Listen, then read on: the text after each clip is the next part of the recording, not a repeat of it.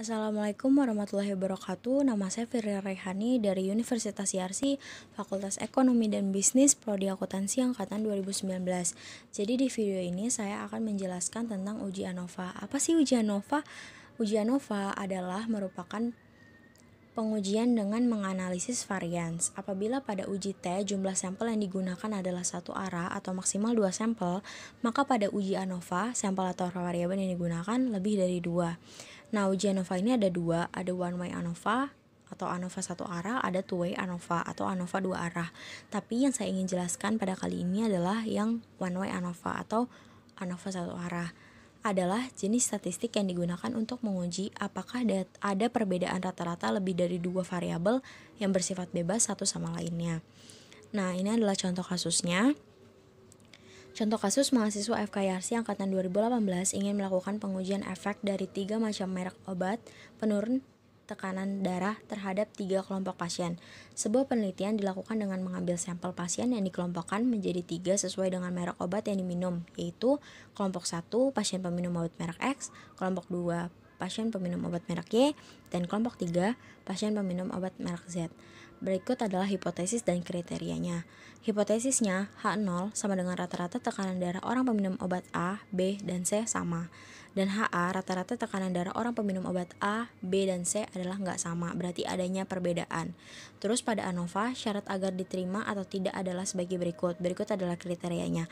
Apabila nilai signifikan lebih besar dari 0,05, maka H0 diterima dan HA ditolak.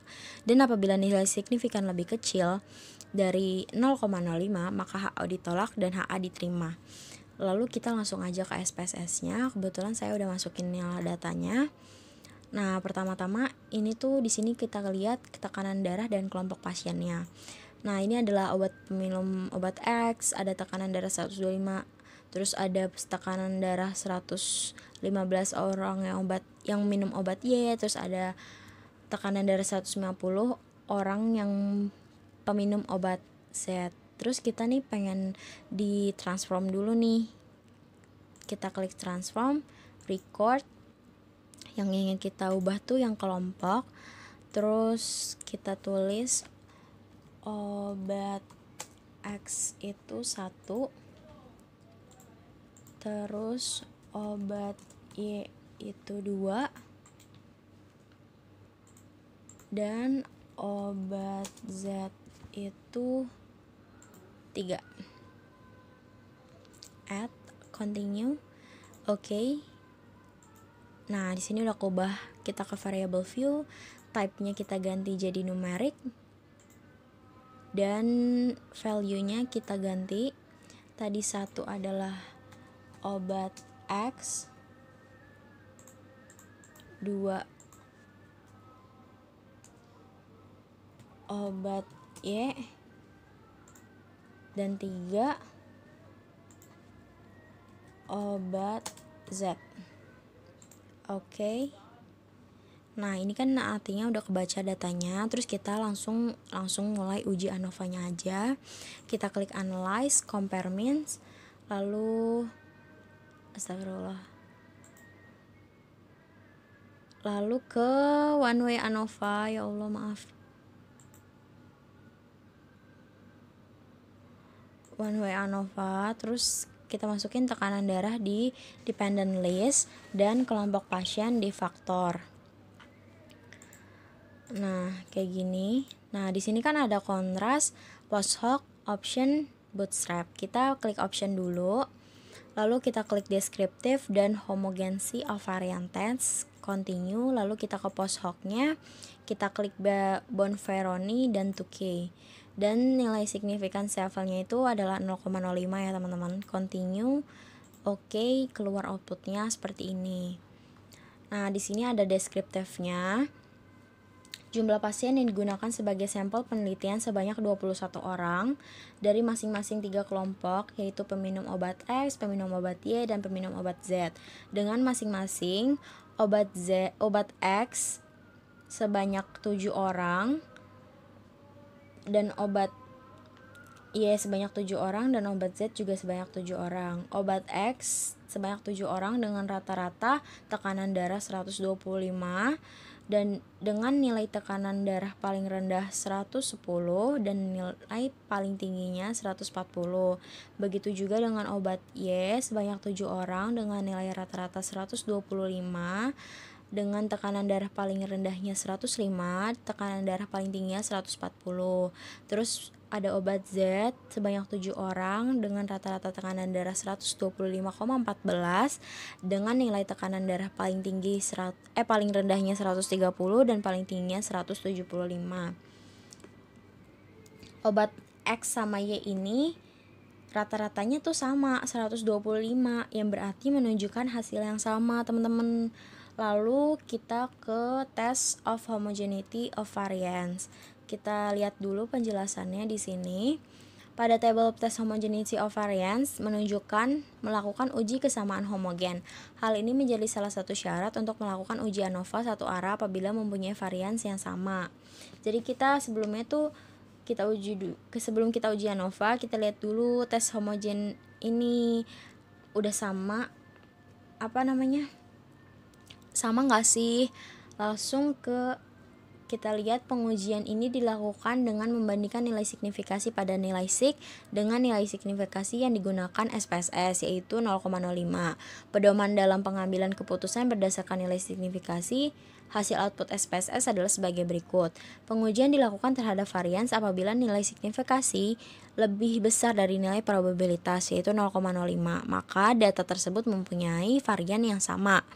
Dan sebaliknya, apabila nilai signifikasi lebih kecil dari probabilitasnya, yaitu 0,05, data tersebut mempunyai varians yang berbeda berarti, teman-teman. Nah, kita langsung ke outputnya aja lagi. Nah, di sini kan ada tekanan darah, life statistiknya 0,339, terus ada degree of freedom 1, 2, degree of freedom 2 itu 18, dan nilai signifikannya 0,717, yang berarti di mana nilai signifikannya ini lebih besar daripada 0,05. Kalau misalkan lebih besar, kan tadi kan yang ini nih, nilai signifikasi lebih besar dari 0,05, maka data tersebut mempunyai varians yang sama ya, teman-teman. Jadi tuh sama. Jadi data ini tuh udah memenuhi syarat pengujian one way ANOVA. Data yang ini nih. Jadi data ini tuh udah memenuhi syarat one way ANOVA. Lalu kita ke ANOVA-nya. Nah, dijelaskan ini tuh ada degree of freedom-nya 2, terus ada 18, totalnya 20. Nah, kita lihat dulu PPT-nya di sini. Nih, selain membandingkan nilai antara signifikasi dengan nilai probabilitas, ada cara lain yang dapat dilakukan untuk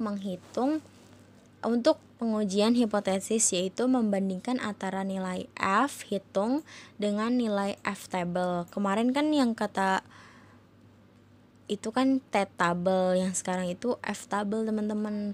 Pedoman dalam pengambilan keputusannya adalah sebagai berikut. Jika nilai F hitung lebih kecil dari F-table, maka H0 diterima dan HA ditolak. Sebaliknya, jika F hitung lebih besar dari F-table, maka H0 ditolak dan HA diterima. Nah, ini adalah rumusnya. F-table, degree of freedom pembilang atau N1, terus degree of freedom penyebut atau N2. Tadi kan N1-nya itu kita dapat 2 dan N2-nya adalah N1-nya itu 2, N2-nya 18. Nah, nilai signifikannya itu kan 0,001, yang berarti kurang dari 0,05, teman-teman. Dapat disimpulkan HO ditolak dan HA diterima. Rata-rata tekanan darah orang peminum obat Y dan obat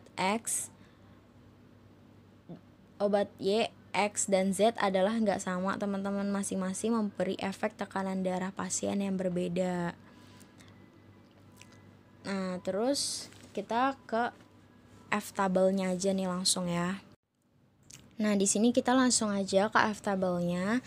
Tadi kan N1 itu adalah 2 dan N2 adalah 18. Jadi kita tinggal gini aja nih, teman-teman. N1 ini yang di sini, N1 tadi 2, berarti kolom kedua ya. Terus N2-nya itu yang menurun ke bawah nih, kita cari 18. Berarti 18 kolom kedua adalah 3,55. Nah, F hitungnya itu kan tadi kan mana? F hitungnya itu 10,005. Yang berarti F tabel lebih kecil dari F hitung. F tabelnya kan tadi kan kita dapat 3,55, lebih kecil kan teman-teman.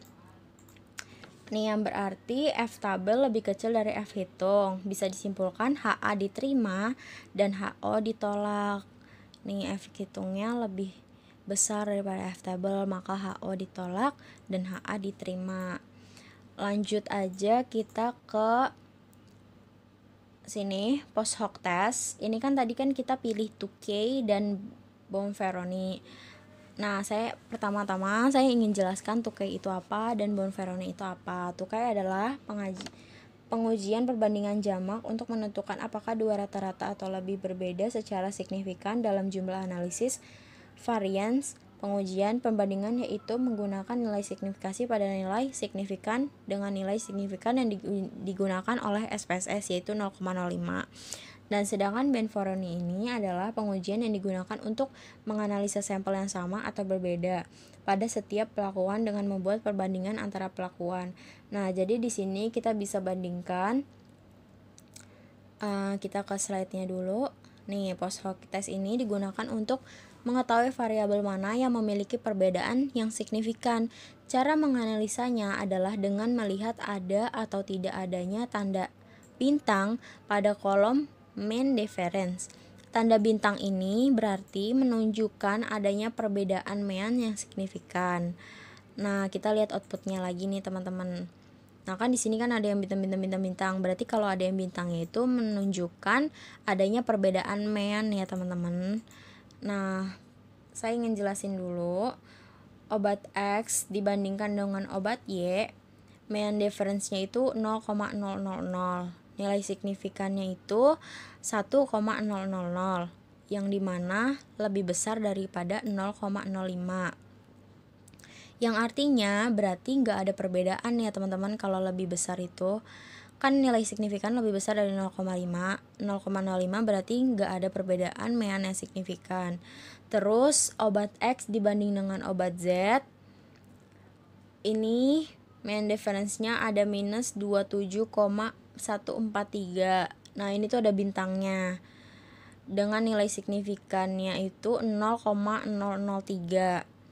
Yang dimana lebih kecil dari 0,05. Dapat disimpulkan bahwa adanya perbedaan mean yang signifikan. Begitu juga dengan yang seterusnya. Obat Y kepada obat X, obat Y kepada obat Z kepada obat X, obat Z kepada obat Y.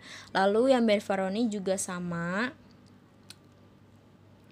Obat X terhadap obat Y ini tuh ada mean difference-nya 0,000 dan nilai signifikannya 1,000 yang berarti lebih besar dari 0,05, yang berarti sama aja ya, nggak ada perbedaan.